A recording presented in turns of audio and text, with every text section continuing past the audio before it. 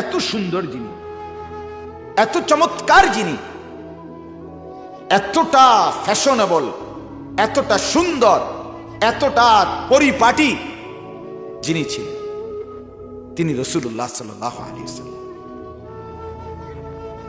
চমৎকার ছিলেন, নিজের চুল, নিজের দাড়ি, নিজের বুকের পশম, নিজের সারা শরীর সবকিছু পরিপাটি রাখতেন। নিয়মিত চুল ঠিকঠাক মতো আশ্রাইতেন। শরীরের মধ্যে কোনো দুর্গন্ধ কোনো দিন ছিল না।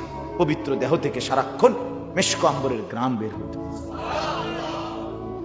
জমিন অপেক্ষায় থাকতো নবী সাল্লাল্লাহু আলাইহি সাল্লামের পেশাব পায়খানার জন্য। ফাঁক করে জমিন নিয়ে নিত। যার পবিত্র ঘাম সাল্লাল্লাহু আলাইহি সাল্লাম সাহাবায়ে কেরাম অপেক্ষায় থাকতেন শিশিসে বোতলের ভরবার জন্য, পরবর্তীতে আতর মেশক ব্যবহার করার জন্য। এত সুন্দর যিনি, এত চমৎকার যিনি, আমরা মোটেই তাকে পছন্দ। এবার চাচারা বলেন, মুরব্বী চাচা যে কজন আছেন যারা বিড়ি খান, কার থেকে নিছেন এই আখলাক? 60 বছর বয়স, এখনো যাদের এই নিকৃষ্ট রুচি, বিড়ি খাওয়ার এই বদভ্যাস ছাড়তে পারলেন না, এই দুর্গন্ধওয়ালা মুখ দিয়া, বিড়ির দুর্গন্ধ, সাংঘাতিক দুর্গন্ধ, এই দুর্গন্ধওয়ালা মুখ নিয়ে রাসূলুল্লাহ সাল্লাল্লাহু আলাইহি সাল্লামের কাছে সুপারিশের জন্য কেমনে দাঁড়াইবেন? কেমনে দাঁড়াইবেন বলেন? নবী সাল্লাল্লাহু আলাইহি ওয়াসাল্লাম বলবেন না, জুম্মত আমি সামান্য পেঁয়াজের গন্ধ, কাঁচা রসুনের গন্ধ পর্যন্ত সইতে পারতাম না, সে তুমি এত দুর্গন্ধময় বিড়ির গন্ধ নিয়ে কেমনে দাঁড়াইলা? কি বলবেন? 60 বছর পরেও যার ভিতরে এদ্দুর লজ্জা আসে নাই, এবার আর আইতো না। এবার মেয়াদ শেষ, টেম্পার শেষ। কারণ 60 বছর পরেও বুঝি মানুষ বদলায় না। কি তো বুঝি কথা, 50 বছরও বুঝি একটা মানুষ বদলায় না। 60 বছরের বুড়া মানুষ, 70 বছরের বুড়া মানুষ এবার এখনো চা দোকানে বৈশা রঙিন টেলিভিশনে নর্তকীর নাচ, জিনা ব্যভিচারের দৃশ্য, নাচ গান দেখে। এত নিকৃষ্ট রুচি মুসলমান চাচার বুড়া মানুষের কেমনে হয় মিয়া? আমনে ওই বেটার কলজাটা খুললে দেখবেন, কলজাটার ভিতরে আলটা করলে রিপোর্ট আইব। যদি আলট্রাসোনোগ্রাফি করে রিপোর্ট আইব। বেডিতে আলটা করে না, পুরুষের আলটা করে না, এই বেটার আলটা করলে রিপোর্ট আইব। বেটার ভিতরে আখিরাত নাই, পরকাল বলতে কিচ্ছু মনে নাই উনার। উনি আছে খাইয়া পইরা এই বন, বিড়ি, চা, বিস্কুট, পাঙ্গাস, তেলাপিয়া, ফুলকপি, ফাতাকপি, ধনিয়া পাতা, কাঁচামরিচ, খিরা, টমাটো, ফার্মের মুরকা, কক মুরকা, এ কদ্দুর খাইয়া দাইয়া আল্লাহর রহমতে আছে বাবা, খালাস। ইডি খাইয়া হইতালাও না আর কি হঠাৎ তুইটা আবার বন, আবার বিড়ি, আবার চা, আবার ফান, আবার ফাঙ্গাস, তেলাপিয়া, আবার ভাত তরকারি, শেষ শেষ। আস্তাগফিরুল্লাহ, আস্তাগফিরুল্লাহ। আপনি জিজ্ঞেস করে দেখেন, বলবে খাইয়া পড়ে ভালো আছে। খাইয়া পড়ে নেই মুসলমান ভালো থাকে। মুসলমানের ভালো থাকা কি খেয়ে পড়ে? মুসলমানের ভালো থাকা ইমানে আমলে। কথা বলেন না? মুসলমান ভালো থাকার কথা কি করে? ইমান আমলে ভালো থাকার কথা। মুসলমান কয় খাইয়া পড়ে ভালো আছি। আল্লাহর রহমতে তারা 3 জন বিদেশ, 4 মাইয়া বিয়া দিছি। আমরা গো দোয়ায় এখন ঘর করছি হুজুর, 4খান রোগ, বিকতে বাথরুম, হ্যাঁ, ব্রহ্মপুরিয়া শহরে কত জায়গা লইছি। আল্লাহর রহমতে আসি বালা জিফুত লইয়া নায়নাত করে লইয়া খাইয়া টাইয়া আমরা গো দোয়ায় 10 জনের দোয়ায় আল্লাহ দিছে।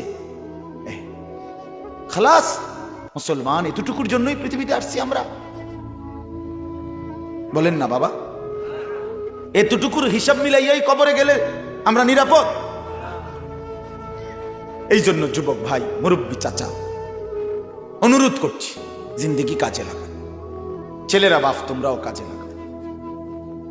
একজনের কারণে তুমি নষ্ট হইও না, আরেকজনের কারণে তুমি নষ্ট হইও না। তুমি আলাদা ভাবো, আলাদা ভাবো। আমি বললাম একটা ছেলে হলেও বুঝো, আদর করে দরদ নিয়ে কলিজার সবটুকু দিয়ে বললাম, রে ভাই, শেষ পর্যন্ত আমার পথে আমি ফিরে যাব। আমি আসছি কুমিল্লা থেকে, আল্লাহ চাহে তো কুমিল্লাই আবার ফিরে যাব। আমার কাছে আপনারা ঠেকানা, আপনাদের কাছেও আমি ঠেকানা। ঠিক কিনা বলেন নাকি? আমরা একজন আরেকজনের কাছে কেউ আটকাবো না, কিন্তু আল্লাহর কাছে আমরা সবাই আটকায় যাব। মৃত্যুকে অস্বীকার করে। যত চালাক হোক, আপনার যত ক্ষমতাই হোক, যত সম্পদ হোক, মৃত্যুকে আপনি আড়াল করতে পারবেন? হ্যাঁ, পারবেন? হাসতে হাসতেও মরবে, কাঁদতে কাঁদতেও মরবে। সুখের সাগরে যে আছে তারও মৃত্যু হবে, দুঃখের সাগরে যে আছে তারও মৃত্যু হবে।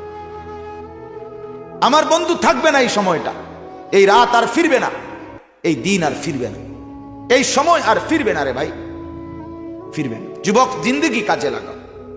আমি হাত জোড় করে বলছি, মনে রাখো ভাইয়া, সব মুরব্বী যে কয়জন দেখতেছ, মানুষ বুড়ো হইতে হবে শর্ত না। প্রতিটা যুবক বুড়ো হয় না, প্রতিটা কিশোর যুবক হয় না, প্রতিটা বাচ্চা যুবক হয় না। এর আগেই বহু মানুষ মরে যায়। কোরআনে আল্লাহ বলছে, আমি সবাইকে বৃদ্ধ পর্যন্ত পৌঁছাই না। ওয়ামিনকুম মান ইউতাওয়াফা মিন ক্বাবলু, আমি অসংখ্য মানুষকে বৃদ্ধ যৌবন পূর্ণ হওয়ার আগে আগেই মৃত্যু দিয়ে থাকি। আমি কিছুদিন আগেও 23 বছরের এক ছেলের জানাজা পড়ছি, এই অল্প কিছুদিন আগে আমার বাসার পাশে জানাজা পড়ছি। তাদের মতো সুন্দর ছেলে, 23 বছর মাত্র বয়স, প্রাইভেট ইউনিভার্সিটিতে পড়ত, সুন্দর চমৎকার। রাত্রে সিএনজিতে কোথাও যাচ্ছিল, কাভার্ড ব্যান না যেন কি বাড়ি দিছে, একদম পোটলা বানিয়ে গেছে, একদম শেষ। তাগড়া ছেলে, কি সুন্দর ফুটফুটে চেহারা। আমি বললাম সবাইকে, দেখেন গতকালকের আগের রাতেও শীত আর কনকনে ঠান্ডার মধ্যে রাত গভীরে তো তার মা তাকে ঘরে বিছানায় লেফ কম্বল দিয়া শোয়াই দিছিল। আজকে যে তাকে কবরে রাখবে, মাটির উপরে কি পরিমাণ, মাটির উপরে ঠান্ডা আমাদের প্রত্যেকের কাছে এখন শীতের কিছু না কিছু গায়ে আছে না? তাহলে মাটির উপরে যদি ভাইয়া এতটা ঠান্ডা হয়, মাটির নিচে কবরে কি পরিমাণ ঠান্ডা। আজকে রাতে ছেলেটাকে কবরে লেফ কম্বল কে দিবে? এই প্রচন্ড ঠান্ডার মধ্যে সে কেমনে থাকে?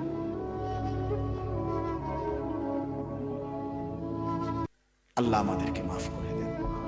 এজন্য প্রিয় ভাই, সন্তান, ছেলেরা, বাবারা, নষ্ট হয়ে নষ্ট হয়ে, একবারই বললাম, বারবার আসা কঠিন ভাব, আরেকবার যদি আসতে না পারি, একবারই বললাম, সতর্ক করলাম, জিন্দেগিটা কাজে লাগাইলেই ভালো।